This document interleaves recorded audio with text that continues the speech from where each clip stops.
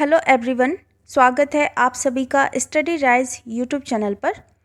तो जैसा कि आप सभी जानते हैं, हमारी यूपी टीजीटी पीजीटी राजनीति शास्त्र की क्लासेस चल रही हैं। ये है प्रैक्टिस सेट नंबर 63। जिसने 62 नहीं देखे हैं तो वो लोग प्लेलिस्ट में जाकर देख सकते हैं। एक अलग से प्लेलिस्ट बनी है यूपी टीजीटी पीजीटी राजनीति शास्त्र करके, तो आप वहाँ से जाकर चेकआउट कर सकते हैं। तो चलिए फिर आज की वीडियो स्टार्ट करते हैं। और जो भी बच्चा चैनल पर पहली बार आया है, चैनल को पहली बार विजिट कर रहा है, तो चैनल को ज़रूर सब्सक्राइब करें। साथ ही साथ बेल आइकन को भी प्रेस कर लें, जिससे कि वीडियो की नोटिफिकेशन आप सभी के पास सबसे पहले पहुंच जाए। तो चलिए फिर स्टार्ट करते हैं आज का वीडियो। तो आज का जो हमारा क्वेश्चन है, क्वेश्चन नंबर 21। निम्न में से किस देश में एकात्मक शासन व्यवस्था नहीं है? तो इसमें ऑप्शन दिए गए हैं फ्रांस, जापान, चीन या फिर ऑस्ट्रेलिया। तो बताइए, निम्न में से किस देश में एकात्मक शासन व्यवस्था नहीं है? और ये जो टॉपिक है ना, ये जो कल पढ़ाया था विभिन्न देशों के संवैधानिक तथ्य, वही वाला टॉपिक है। ये काफ़ी बड़ा टॉपिक है और इसमें काफ़ी सारे क्वेश्चन हैं। तो इसमें एक वीडियो और बन जाएगी, ठीक है। इसकी 3 वीडियो हो जाएंगी, विभिन्न देशों के संवैधानिक तथ्य की 3 वीडियो हो जाएंगी, ठीक। तो ये सेकेंड वीडियो है, इसके बाद एक और वीडियो आएगी। तो इसमें बताइए राइट आंसर क्या होगा? फ्रांस है, जापान है, चीन है या फिर ऑस्ट्रेलिया है? निम्न में से किस देश में एकात्मक शासन व्यवस्था नहीं है? तो इसमें जो सही है, ये ऑप्शन नंबर डी आंसर इसमें राइट आंसर होगा, यानी कि ऑस्ट्रेलिया। तो संघीय शासन व्यवस्था में सर्वोच्च सत्ता केंद्रीय प्राधिकार और उसकी विभिन्न आनुषंगिक इकाइयों के मध्य बट जाती है। और संघीय व्यवस्था में 2 स्तर पर सरकारें होती हैं, आप सभी जानते हैं। इसमें एक सरकार पूरे देश के लिए होती है और जिसमें राष्ट्रीय महत्व के विषय होते हैं। फिर राज्य या प्रांतों के स्तर की सरकारें होती हैं जो शासन के दैनिक कामकाज को देखती हैं। दोनों स्तरों की सरकारें अपने अपने स्तर पर स्वतंत्र होकर अपना काम करती हैं। जबकि जो एकात्मक शासन व्यवस्था है, ये शासन का एक ही स्तर होता है, बाकी इकाइयाँ उसके अधीन होकर काम करती हैं। इसमें जो सही है, ये option number D answer right answer होगा। अच्छा, इसके अलावा और भी हैं, जैसे फ्रांस है, तो फ्रांस की कैसी शासन प्रणाली है? तो ये संसदीय एवं अध्यक्षीय व्यवस्था का मिश्रण है। भारत की बात करते हैं तो भारत संसदीय व्यवस्था है। अमेरिका की बात करते हैं तो अमेरिका अध्यक्षीय शासन प्रणाली है।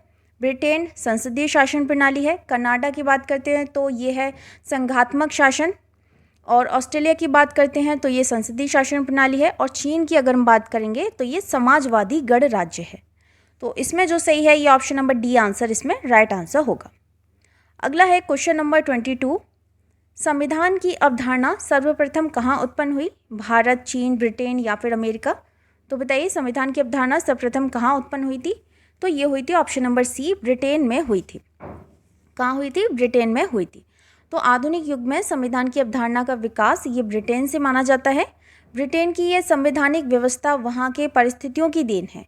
आपने मैग्ना कार्टा का अधिनियम सुना होगा, तो ये 1215 का मैग्ना कार्टा का अधिनियम तथा 1688 की रक्तहीन क्रांति, ये सभी घटनाओं के माध्यम से धीरे धीरे वहाँ पर संवैधानिक शासन का विकास होता गया, जो बाद में संसदीय शासन के नाम से जाना जाता है। इसी कारण ब्रिटेन को क्या कहा जाता है? संसद की जननी भी कहा जाता है। इसमें जो सही है, ये ऑप्शन नंबर सी आंसर इसमें राइट आंसर होगा। अगला है क्वेश्चन नंबर 23। निम्नलिखित में से कौन विकसित संविधान का उदाहरण है? तो विकसित संविधान का उदाहरण कौन सा है? स्विट्जरलैंड है, ब्रिटिश है, भारतीय या फिर जर्मन है? तो 23 का जो सही है, यह है ऑप्शन नंबर बी, ब्रिटिश है। कौन सा है? ऑप्शन नंबर बी, ब्रिटिश है। ब्रिटिश संविधान एक विकसित संविधान है, जबकि जर्मनी, स्विट्जरलैंड एवं भारत का संविधान ये क्या है? ये लिखित या निर्मित संविधान है। इसमें जो सही है, ये ऑप्शन नंबर बी आंसर इसमें राइट आंसर होगा। अगला है क्वेश्चन नंबर 24। सूची 1 को सूची 2 से सम्मिलित करना है। तो देखो, सबसे पहले है, यह है अमेरिका का संविधान। तो अमेरिका का संविधान सबसे पहले 1789 में लागू हुआ था। फ्रांस का संविधान ये 4 अक्टूबर 1958, 4 अक्टूबर 1958। दूसरा है ब्रिटेन का संविधान, तो ये 1215 के मैग्ना कार्टा एवं 1628 का पेटिशन ऑफ राइट्स। तो इसमें फर्स्ट हो जाएगा। चीन का संविधान ये दिसंबर 1982 में लागू हुआ था। तो देखो, इसमें जो सही है, ये हो जाएगा ऑप्शन नंबर डी आंसर इसमें राइट होगा, यानी कि 3, 4, 1, 2। नेक्स्ट क्वेश्चन की ओर बढ़ते हैं। Question number 25। निम्न में से कौन विधि के शासन से घनिष्ठ संबंध रखता है?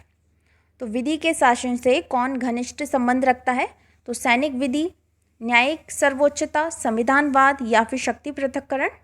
तो यह है इसमें सही आंसर ऑप्शन नंबर सी यानी कि संविधानवाद।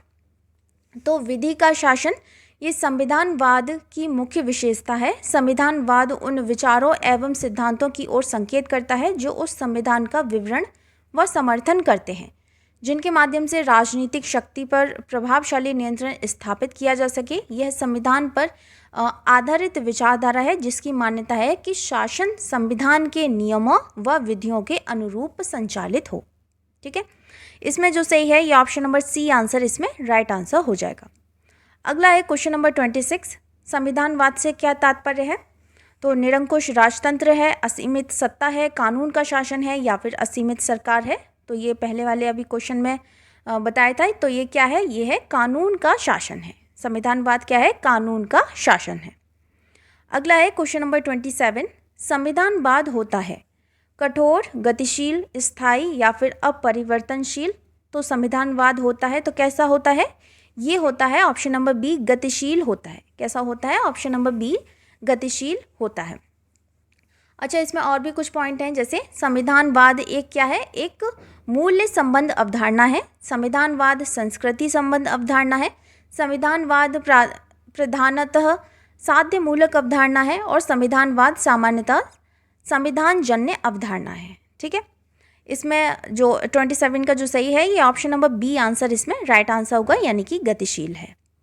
अगला है क्वेश्चन नंबर 28, ब्रिटेन में वित्त मंत्रालय को कहते हैं तो क्या कहते हैं? राजकोष विभाग कहते हैं, वित्त विभाग कहते हैं, ब्यूरो ऑफ बजट कहते हैं या फिर इनमें से कोई नहीं। तो ब्रिटेन में वित्त मंत्रालय को क्या कहा जाता है? ये कहा जाता है राजकोष विभाग कहा जाता है। तो ब्रिटेन में वित्त मंत्रालय को राजकोष विभाग कहते हैं तथा इस विभाग के जो प्रमुख जो होते हैं उसको हम बोलते हैं चांसलर ऑफ द एक्सचेकर कहते हैं। क्या बोलते हैं? चांसलर ऑफ द एक्सचेकर कहते हैं। तो इसमें जो सही है ये ऑप्शन नंबर ए इसमें ऑप्शन राइट आंसर होगा। अगला है क्वेश्चन नंबर 29, किस विचारक को अमेरिकी संविधान निर्माताओं का बौद्धिक जनक कहा जा सकता है? तो वुडरो विल्सन है, जॉन लॉक हैं, मॉन्टेस्क्यू हैं या फिर रूसो हैं। तो किस विचारक को अमेरिकी संविधान निर्माताओं का बौद्धिक जनक कहा जा सकता है? तो 29 का जो सही है ये है ऑप्शन नंबर सी, मॉन्टेस्क्यू को। किसको कहा जाता है? Option number C, Montesquieu. इसमें सही हो जाएगा ऑप्शन सी। नेक्स्ट है क्वेश्चन नंबर 30, निम्नलिखित में से कौन एक देश कठोर संविधान का एक सर्वोत्तम उदाहरण है? कठोर संविधान का एक सर्वोत्तम उदाहरण है तो ग्रेट ब्रिटेन है, कनाडा है, संयुक्त राज्य अमेरिका है या फिर भारत है। तो ये है ऑप्शन नंबर सी, संयुक्त राज्य अमेरिका। कौन सा है? ऑप्शन नंबर सी, संयुक्त राज्य अमेरिका है। तो संविधान को नम्यता और अनम्यता की दृष्टि से भी वर्गीकृत किया जाता है। कठोर या अनम्य संविधान उसे माना जाता है जिसमें कि संशोधन करने के लिए विशेष प्रक्रिया की आवश्यकता होती है। तो उदाहरण के लिए अमेरिकी संविधान है ना। लचीला या नम्य संविधान वह कहलाता है जिसमें संशोधन की प्रक्रिया वही हो जैसे कि किसी आम कानून के निर्माण की, जैसे ब्रिटेन का संविधान है। अगर भारत की बात करते हैं तो भारत का संविधान ना तो लचीला है और ना ही कठोर है, बल्कि ये दोनों का क्या है? मिला जुला रूप है। इसमें सही हो जाएगा ऑप्शन नंबर सी आंसर इसमें राइट आंसर होगा। अगला है क्वेश्चन नंबर 31, अमेरिकी संविधान द्वारा किसकी शक्तियां निश्चित कर दी गई हैं? संघ की, राज्यों की, ए तथा बी दोनों की या फिर किसी की भी नहीं। तो अमेरिकी संविधान द्वारा किसकी शक्तियां निश्चित कर दी गई हैं? तो ये कर दी गई हैं ऑप्शन नंबर ए, संघ की शक्तियां। तो अमेरिकी संविधान संयुक्त राज्य अमेरिका का सर्वोच्च कानून है। इसकी आधारशिला संघवाद है। अमेरिकी संविधान में संघीय सरकार की शक्तियां निश्चित कर दी गई हैं तथा अन्य शक्तियां ये राज्य को प्रदान कर दी गई हैं। तो इसमें जो सही है ये ऑप्शन नंबर ए आंसर इसमें राइट आंसर हो जाएगा। अगला है क्वेश्चन नंबर 32, कौन सा विचारक संविधान एवं संविधानवाद में अंतर नहीं मानता है? ठीक है, नहीं मानता है। तो कौन सा विचारक है? ब्लैक स्टोन है, लासवेल है, C.F. स्ट्रॉन्ग है या फिर केसी वियर है। तो कौन सा है? ये है ऑप्शन नंबर सी, C.F. स्ट्रॉन्ग है। कौन सा है? C.F. स्ट्रॉन्ग है, जो कि संविधान और संविधानवाद में कोई अंतर नहीं मानता है। इसमें सही हो जाएगा ऑप्शन नंबर सी आंसर इसमें राइट आंसर होगा। अगला है क्वेश्चन नंबर 33, अमेरिकी प्रणाली में निहित शक्तियों का अर्थ है। तो क्या अर्थ है? संघीय सरकार आपातकाल लागू कर सकती है, संघीय शक्तियाँ संसद में निहित हैं, संघीय शक्तियाँ राष्ट्रपति में निहित हैं, या फिर संघीय सरकार को वे शक्तियाँ भी मिल सकती हैं जो संविधान में स्पष्टतः उल्लिखित नहीं हैं। तो बताइए 33 का राइट आंसर क्या होगा? तो ये हो जाएगा ऑप्शन नंबर डी आंसर इसमें राइट आंसर होगा। तो अमेरिकी प्रणाली में निहित शक्तियों का अर्थ है कि संघीय सरकार को वे शक्तियां भी मिल सकती हैं जो कि संविधान में उल्लिखित नहीं है। इसमें सही है option number D. Next question की ओर बढ़ते हैं। Question number 34। राजनीतिक दल न्यूनाधिक संगठित उन नागरिकों का समूह होता है जो राजनीतिक इकाई के रूप में कार्य करता है और जिसका उद्देश्य अपने मतदान बल के प्रयोग द्वारा सरकार पर नियंत्रण करना व अपनी सामान्य नीतियों को क्रियान्वित करना होता है। निम्नलिखित में से किस राजनीतिक विचारक ने दल की उपयुक्त परिभाषा दी है? तो ये पूरी परिभाषा दी गई है, तो ये किसने दी है? वर्क ने दी है, गेटेल ने दी है, लॉर्ड ब्राइस ने दी है, या फिर दुर्वर्जन ने दी है? तो बताइए ये परिभाषा किसने दी है? तो ये दी है ऑप्शन नंबर बी, यानी कि गेटेल ने दी है। किसकी परिभाषा है? ये गेटेल की परिभाषा है। क्या है? राजनीतिक दल न्यूनाधिक संगठित उन नागरिकों का समूह होता है जो राजनीतिक इकाई के रूप में कार्य करता है और जिसका उद्देश्य अपने मतदान बल के प्रयोग द्वारा सरकार पर नियंत्रण करना व अपनी सामान्य नीतियों को क्रियान्वित करना होता है। तो इसमें जो सही है ये ऑप्शन नंबर बी आंसर इसमें राइट आंसर होगा। अगला है क्वेश्चन नंबर 35। फ्रांस के राष्ट्रपति के कार्यकाल की अवधि क्या है? तो 6 वर्ष है, 7 वर्ष है, 8 वर्ष है, या फिर 5 वर्ष है? तो कितनी होती है? ये होती है 5 वर्ष होती है।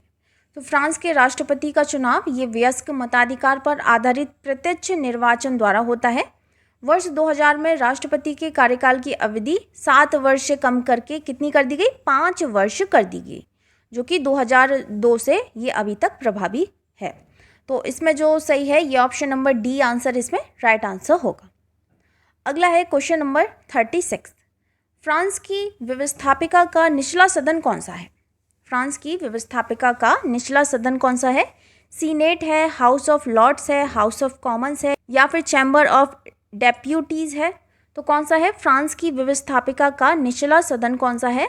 तो ये है option number D, chamber of deputies. क्या है? Chamber of deputies. तो फ्रांस की व्यवस्थापिका का निचला सदन चैम्बर ऑफ डेप्यूटीज कहलाता है, जिसे अब नेशनल असेंबली यानी कि राष्ट्रीय परिषद कहा जाता है। फ्रांस के संविधान में ना तो अध्यक्षात्मक सरकार का प्रावधान है और ना ही संसदीय सरकार का प्रावधान है, बल्कि इसमें क्या है? इन दोनों ही तत्वों का मिश्रण है। फ्रांस का वर्तमान संविधान पंचम गणतंत्र के नाम से भी जाना जाता है। इसमें सही है ऑप्शन नंबर डी आंसर इसमें राइट आंसर हो जाएगा। अगला है क्वेश्चन नंबर 37। फ्रांस में सरकार और राष्ट्रपति के बीच जटिल संबंध है, इसका कारण है? तो क्या कारण है? राष्ट्रपति का प्रत्यक्ष चुनाव है, शक्तियों का केंद्रीकरण है, एक मिली जुली राष्ट्रपति संसदीय प्रणाली की सरकार है, या फिर सरकार को नियंत्रित करने की संसद की लघुकृत शक्ति है? तो क्या राइट आंसर होगा? तो इसमें जो सही है ये है ऑप्शन नंबर सी, एक मिली जुली राष्ट्रपति संसदीय प्रणाली की सरकार। तो फ्रांस में सरकार और राष्ट्रपति के बीच जटिल संबंध है, इसका कारण क्या है? कि एक मिली जुली राष्ट्रपति संसदीय प्रणाली की सरकार है। इसमें सही है option number C. Next question की ओर बढ़ते हैं। Question number 38। फ्रांसीसी व्यवस्था शुद्ध अध्यक्षात्मक और प्रत्यक्ष जनतंत्रात्मक है, शुद्ध अध्यक्षात्मक और प्रभावी संघात्मक है, शुद्ध अध्यक्षात्मक नहीं है और शुद्ध संसदीय भी नहीं है, या फिर उपयुक्त में से कोई नहीं? तो फ्रांसीसी व्यवस्था है, तो क्या है फ्रांसीसी व्यवस्था? तो ये है शुद्ध अध्यक्षात्मक नहीं है और शुद्ध संसदीय भी नहीं है। इसमें सही हो जाएगा ऑप्शन नंबर सी आंसर इसमें राइट आंसर होगा। अगला है क्वेश्चन नंबर 39। हम एक संविधान के अंतर्गत कार्य करते हैं, किंतु संविधान वह है जैसा कि न्यायाधीश बतलाते हैं कि वह यह कहता है। यह जिस न्यायपालिका के विषय में है वह भारत में है, इंग्लैंड में है, संयुक्त राज्य अमेरिका में है, या फिर चीन में है? तो देखो क्वेश्चन क्या बोल रहा है? हम एक संविधान के अंतर्गत कार्य करते हैं, किंतु संविधान वह है जैसा कि न्यायाधीश बतलाते हैं कि वह यह कहता है। ठीक है, अब यह जिस न्यायपालिका के विषय में है वह कौन सा है? भारत में है, इंग्लैंड में है, संयुक्त राज्य अमेरिका में है, या फिर चीन में है? तो इसका जो सही आंसर है यह है ऑप्शन नंबर सी, संयुक्त राज्य अमेरिका में है। क्या है? संयुक्त राज्य अमेरिका में है। तो देखो, अमेरिका में न्यायिक सर्वोच्चता के सिद्धांत को अपनाया गया है। न्यायिक पुनरावलोकन की विस्तृत शक्ति से प्राप्त है। सर्वोच्च न्यायालय ही वहाँ संविधान एवं नागरिक अधिकारों का रक्षक है। इसकी व्यापक शक्ति को देखते हुए जस्टिस हुज ने कहा है कि हम एक संविधान के अधीन तो हैं, किंतु संविधान वही है जो न्यायाधीश कहते हैं। जस्टिस फ्रैंकफर्टर ने तो यह तक कह दिया कि सर्वोच्च न्यायालय ही संविधान है।